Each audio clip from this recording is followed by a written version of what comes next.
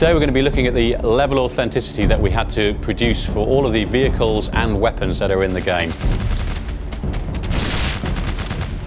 Now, I love guns, but how many of you have actually handled a real gun?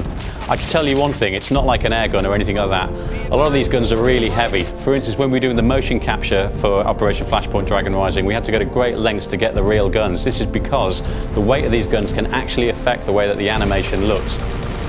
We use military specialists in our motion capture sessions to make sure that our characters in game move with a lot of weight, like real soldiers do. So we actually loaded the motion capture actors up with webbing. We put lots of lead in that webbing to make sure they move with weight and purpose.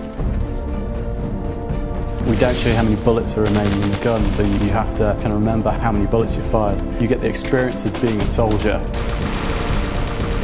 So every vehicle in Operation Flashpoint Dragon Rising has its own characteristics. By this I mean handling, look, turnout, weaponry, etc, etc. Everything from the smallest Jeep to the largest chopper, you'll find a completely different handling experience, but also something that's accessible. You don't need to be able to play a flight sim in order to fly a helicopter in Operation Flashpoint. So when you're driving a 55-ton tank, that's going to feel very different to something like a DPV, which is a very light, agile vehicle.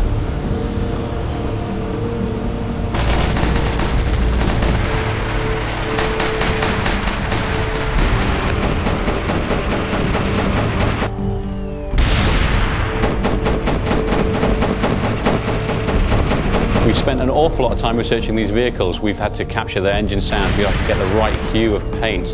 We've also, of course, had to take these brand new vehicles and actually beat up and weather them. From a tactics point of view, it's very important that it's hard to see the infantry. Camo is a vital part of that. You actually find yourself looking for movement much more so than spotting guys, just as you do in real life in a natural environment full of bushes and trees. We wanted to make the game different than all the other shooters out there. In this game you're not a bullet sponge, so we wanted to make the damage model as realistic as possible.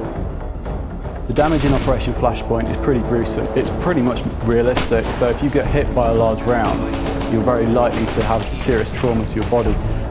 The visual point of view represents damage in several different visual stages. You've got blood that seeps through the clothes, then you've got catastrophic damage, which is actually losing of a limb. So you could have your head blown open, your torso opened up, you could lose a leg or an arm. And this is all represented and modelled realistically. For Operation Flashpoint, it's very important to get a really nice gritty style. In order to do that, we coined this phrase, war is seen through the lens. We use that to inform the visual language we use, pretty much in all aspects of art for the game. We use reportage photography, very striking black and white war photography that you've seen for all conflicts from World War II, Vietnam to modern day conflicts. That's typically very high contrast, black and white imagery, very striking. We use that to directly inform the look of the front end.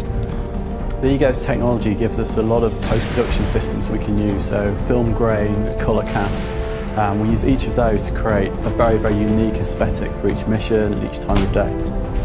With over 60 variations of weapons in Operation Flashpoint Dragon Rising, it's difficult to choose a favourite. However, if you pin me down, I'd have to choose this one. The M4. It's versatile, it's rugged, and it's adaptable. And what's more, if you point it at things and pull the trigger, it kills them. For more personal situations, I prefer to go for 45 automatic, of course, just in case.